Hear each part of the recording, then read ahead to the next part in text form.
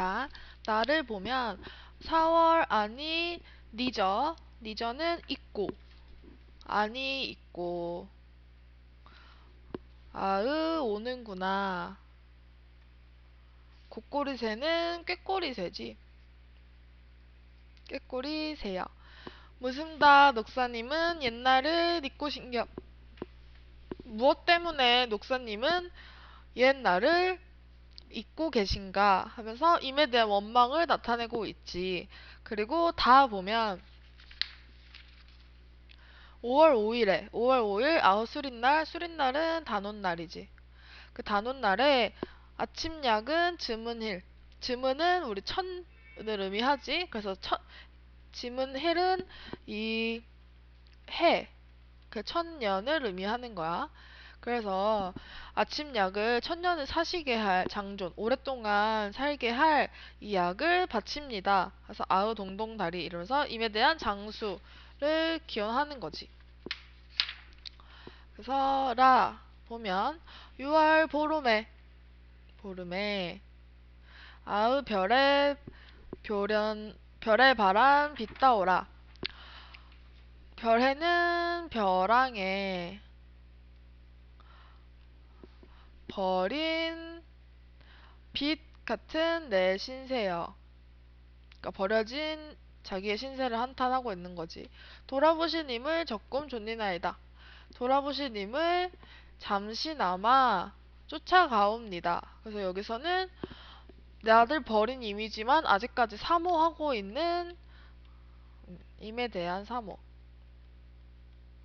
날 버린 임에 대한 사모가 나타나지. 그래서 10번 보면 이 노래에 대한 설명으로 잘못된 것은 1번 영탄법. 영탄법 같은 경우에는 뭐 이렇게 할 수 있겠지. 그 지규법. 별은 빛다오라. 빛 같은 내 신세여. 아니면은 뭐 달래꽃이여. 그래서 달래꽃 같은 님이여. 지규법. 사용하고 있지. 그래서 1번은 맞고 2번 임과 이별한 여인의 애절한 정서가 풍속과 함께 나타난다. 풍속 뭐 보름 아니 뭐 단오날 이런 것과 함께 나타나고 있지. 그래서 이것도 맞고 3번 전 13년으로 된 달거리 노래 월별 노래로서 귀족 계층에서 향유한 양식이다. 전 14년으로 된 달거리 노래는 맞지. 하지만 귀족 계층이 아니라 동동은 고려가요잖아. 고려가요는 귀족이 아니라 일반 서민계층이다. 서민계층의 노래이다. 그래서 풍속적이기도 하고. 그래서 3번은 땡. 그래서 10번에 3번이 적절하지 않고 4번에 아우동동다리와 같은 후렴구는 고려가요의 중요한 특성 맞지. 11번 가부터 라에 대한 감상으로 적절하지 않은 것은 1번 임의 용모가 출중함을 알 수 있군. 달래꽃같이 달래꽃에다가 임을 비유했기 때문에 출중함을 알 수 있겠지. 꾀꼬리새는 녹사님. 녹사는 그 벼슬을 한 그 님인데 녹사님은 나에게로 오지 않고 있지. 나를 잊고 있지. 근데 꾀꼬리새는 나를 4월을 아니 잊고 왔어. 그러니까 당연히 대조적인 상황이라고 할 수 있겠지. 그리고 3번 임의 장수를 기원하는 여인의 모습이 다 나와 있지. 아침약을 천년을 사시게 할 약이라고 바치고 있으니까. 그래서 3번도 맞고 11번에는 4번이 틀렸다. 왜? 벼랑에 버린 비처럼 버림을 받은 여인은 맞아. 근데 두 번 다시 임을 그리워할 것 같지 않은 게 아니라 임을 그리워하고 있지. 나를 버렸지만 여전히 그리워하고 있다. 그래서 11번에 4번이 틀렸다. 그리고 12번부터 13번. 김광규의 상행인데 상행은 이제 도시로 올라가는 그 기차를 의미를 하고 그리고 이 작품 같은 경우에는 자유시 서정시로서 그 일상에 안주하고 있는 자신의 그 소시민적인 모습 그리고 갑자기 근대화가 돼버린 그런 너무 그런 것에 익숙해져 버리는 그런 비판 근대화에 대한 비판 그리고 독재에 대한 비판이 나타나 있다. 그래서 독재 근대화 비판 어디서 알 수 있을지 일단은 보면 여기 고속도로를 달려가는 자동차 소리, 잠자리처럼 파들거리는 TV 안테나, 황혼 속에 고함치는 원색의 지붕들, 갑작스런 이제 근대화의 상징인 거지. 그래서 주황색으로 쳐져 있는 거는 이제 근대화를 나타내고 있다. 그리고 여기 봐서 리을 같은 경우에 고속도로를 달려가는 자동차 소리는 얼마나 경쾌하냐.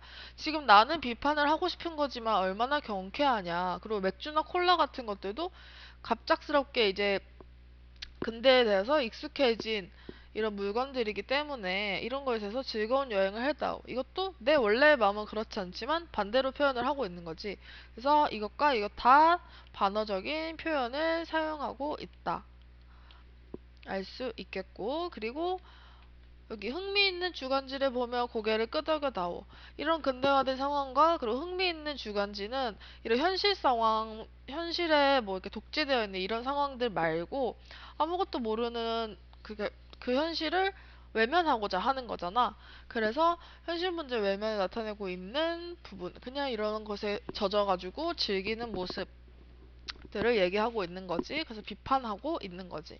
그래서 12번 이 시에 나타난 시적 화자의 태도로 가장 적절한 것은 비판적이고 반어적이다. 현실에 대해서 비판을 하고 있고 자신이 표현할 때는 반어적으로 표현하고 있다. 12번의 답은 4번이 되는 거고 13번 기억부터 리을 중 낯선 얼굴과 거리가 먼 것은 낯선 얼굴 같은 경우에는 근대화로 인해서 달라진 모습을 얘기하고 있는 거지. 그러면은 1번 황혼 속의 고함치는 원색의 지붕 등 이것도 근대화로 인해서 나타난 원색 색색각각의 이제 지붕들을 의미하는 거고 2번 잠자리처럼 파들거리는 TV 안테나 TV 안테나도 근대화 문물의 그거 대표적인 거겠지. 그리고 3번 농약으로 질식한 풀벌레의 울음 농약으로 질식한 풀벌레의 울음 같은 경우에는 근대화라기보다는 근대화를 통해서 달라진 모습이라기보다는 근대화 때문에 파괴되어 있는 그런 희생양을 의미를 하겠지. 그래서 13번의 답은 3번이 틀렸다. 자동차도 근대화의 문물이 될 수 있겠지. 14번 이 소설에 대한 설명으로 잘못된 것은 하근찬의 순환이대. 순환이대 같은 경우에는 이제 많이 접해봤을 단편 소설이고 전쟁, 6.25 전쟁과 그리고 일제강점기 시대의 그 아픈 현실을 다룬 작품이다. 아버지와 아들의 이야기를 통해서 더욱더 비극적인 현실을 잘 표현을 하고 있지. 음, 14번 보면은 이 소설에 대한 설명으로 잘못된 것은 아버지와 아들은 서로의 마음을 잘 읽고 있다. 이 위의 지문을 살펴보면 진수는 지팡이와 고등어를 각각 한 손에 쥐고 아버지의 등허리로 가서 슬그머니 엎였다. 만도는 팔뚝을 뒤로 돌아서 아들의 하나뿐인 다리를 꼭 안았다. 그리고 팔로 내 목을 감아야 될 기다. 이렇게 얘기를 했지. 여기서 아버지가, 그러니까 진수가 6.25 전쟁에 나갔다가 돌아온다는 소식을 듣고 아버지가 데리러 막 나갔는데 아들이 다리 한쪽을 잃은 채로 돌아왔잖아. 만도는 이미 일제강점기 징용을 나갔다가 팔을 잃은 채였는데, 그래서 아들의 그런 모습에 마음이 아팠지만 이제 챙겨주고 하는 감싸는 그런 모습들이 나타나고 있지. 그리고 이제 외나무 다리가 등장을 하지. 외나무 다리를 건너야 하는데 위험하고 하니까 이제 아버지가 진수를 업고 아버지의 등에 업힌 진수 업고 가면서 서로 얘기를 하지. 이렇게 신세 한탄을 하는 거지. 아버지도 참 복도 더럽게 없지. 이러면서 진수가 자기의 신세를 한탄하면서 아버지 얘기도 같이 하고 있지. 그래서 이런 모습에서 아버지와 아들은 서로의 마음을 잘 읽고 있다 맞고 부자가 외나무 다리를 건너는 모습은 비극적인 게 아니라 감동을 주고 있지. 서로에 대한 그 상처와 이런 것들에 대해서 비극적이지는 않지. 그래서 14번에 2번이 틀렸다. 3번 같은 경우 보면 진수는 한쪽 다리, 만도, 아버지는 한쪽 팔이 없는 불구자 맞고 4번 진수의 불구는 개인의 잘못이 아니라 역사적 비극의 산물이다. 여기서 말하는 진수가 불구가 된 역사적 비극은 6.25 전쟁이 되겠지.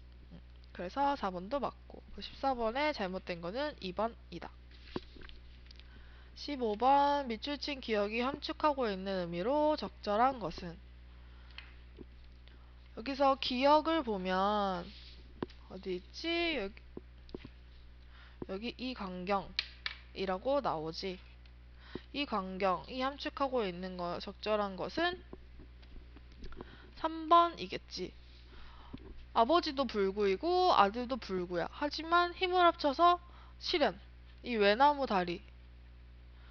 다리와 자신의 신세들을 극복해 나가고 있잖아. 그러니까 15번의 답은 3번이 되겠지. 그리고 16번. 이 글의 중심 내용으로 가장 적절한 것은 비문학이지. 비문학 지문을 볼 때는 밑줄을 치면서 읽는 것이 제일 좋은데, 여기서 맨 처음에 법률 분야에서 특이한 점은 외국법의 낯가림이나 배타적 점수가 심하지 않다. 어떤 경우에는 오히려 적극적으로 외국법을 가져와서 자기 나라에 변형하여 사용하여라 한다. 나와 있지.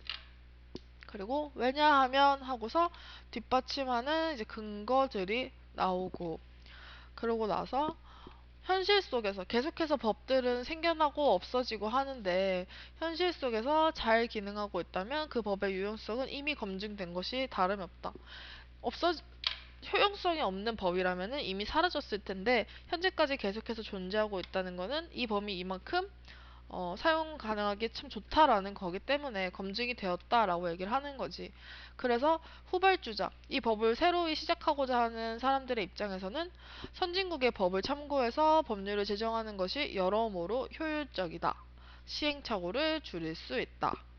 할 수 있겠지. 그 쭉 내용을 읽어보면은 이제 알 수 있겠지. 이 글의 중심 내용은 여기 4번처럼 외국법을 국내법으로 변형하여 사용하는 이유. 훨씬 효율적이고 시행착오를 줄일 수 있는 장점이 있기 때문에 이렇게 답을 찾을 수 있겠지.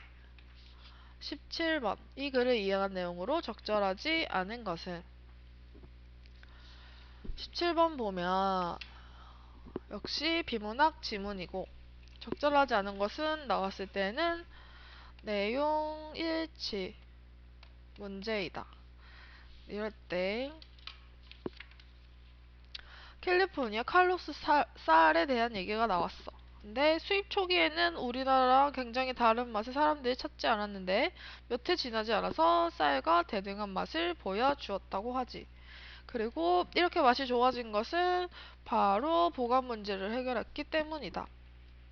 그래서 얘기가 쭉 나오고 뭐 습도, 온도 이런 것들을 유지해주고 해야 한다. 그래야지 밥맛도 좋아지고 하는 거다. 이런 보관적인 문제 또 얘기를 하고 있지. 그리고 밑에 쌀을 도정하여 보관하면 밥맛에도 영향을 미친다는 것을 알게 된 도정업자들이 미리 도정해서 쌀을 판매하는 게 아니라 필요량에 따라서 그때그때 도정하여 공급하는 방법으로 바뀌면서 쌀밥의 맛이 또 개선되는 계기를 마련했다. 라고 되어 있지. 그리고 이제 즉석밥에 대해서 얘기가 좀 나와 있고. 그럼 여기서 봤을 때 1번 국내산 쌀과 수입쌀의 밥맛은 큰 차이가 없다. 맞지? 대등하다고 했으니까. 그리고 2번 밥맛이 좋으려면 조리 방법을 개선해야 한다. 조리 방법이 아니지. 여기서 나온 거는 보관. 그리고 도정하는 방법이 나온 거지. 조리 어떻게 해서 만들어 먹어야 더 맛있는지는 나타나 있지 않다. 그래서 17번엔 2번이 답이 될 수 있고. 여기 밑에 있는 저장과 보관은 맞지. 그리고 여기 쌀의 도정 시기가 중요하다. 맞지. 왜냐면 그때그때 도정하면은 더 맛있다고 했으니까. 자, 18번. 이 글의 제목으로 가장 적절한 것은? 비문학 같은 경우에는 이제 글의 중점적인 중심이 되는 내용들이 맨 앞에 글의 서두 아니면은 그 끝에 나타나기 마련이지. 그래서 맨 처음 보면은 환경 호르몬 물질들은 동물의 생식 기능에 영향을 미친다. 라고 얘기가 시작돼. 그러면서 이제 어떤 식으로 영향을 미치는지가 이렇게 쭉 얘기가 설명이 되어 있어. 그리고 환경 호르몬이 작용하는 것이 어쩌고저쩌고 하면서 쭉 나타나 있지. 그래서 이러한 작은 양의 환경 호르몬이 성분화를 엉망으로 만들어 놓아서 개체들에게서 성기의 이상을 나타내기도 한다. 라고 문제점이 나와 있어. 그리고 그 다음에 호르몬 자체는 생체 내의 흐름을 원활하게 하여 키 자라게 하고 노화를 방지하여 긍정적인 영향도 있지만 그래서 이럴 때는 여기 긍정 써놓고, 그리고 그 다음에 지만으로 시작했지. 통제되지 않은 무분별한 호르몬의 유입은 치명적인 결과를 가져온다. 이것이 이제 부정적인 것을 의미하는 거겠지. 그래서 얘기를 봤을 때 계속해서 환경 호르몬의 이제 영향과 부정적인 영향을 치명적인 결과를 가져온다 라는 거니까 답은 1번 위험성이 될 수 있겠지.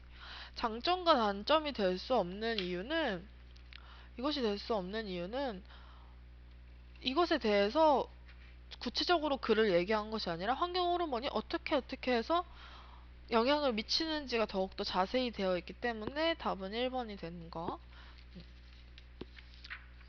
그리고 19번 제트기류에 대한 얘기가 나와 있어. 맨 처음에 지구상의 중위도나 고위도 상공에 존재하는 아주 좁고 빠르게 움직이는 강풍대를 제트기류라 한다 라고 여기 정의를 글의 전개 방식의 정의를 사용해서 글을 전개하고 있고, 그래서 이러한 제트기류는 왜 생기는 것일까? 원리, 생성 원리를 얘기하려고 하지. 왜 생기는 것일까 말을 했으니까 이때부터 이제 그 뒤에 이야기들이 나오겠지. 그리고 중간에 대기순환에 대한 제트기류의 발생 과정을 좀 더 알아보자 라고 확실히 얘기를 해주고 있고, 자, 그랬을 때 이 글의 주제는 당연히 적절한 것은 제트기류의 생성 원리가 되겠지. 그래서 19번의 답은 3번이 된다. 그리고 글을 쭉 읽어봤을 때 20번 제트기류에 대한 설명 중 적절하지 않은 것은, 이것도 내용 일치 문제지. 비문학 같은 경우에는 주로 내용 일치 문제이기 때문에 지문을 꼼꼼하게 읽는 습관을 들여야 하고, 보기 1번 보면 저희도 상공에는 존재하지 않는다. 저희도 상공에는 존재하지 않는다라고 나타나 있지.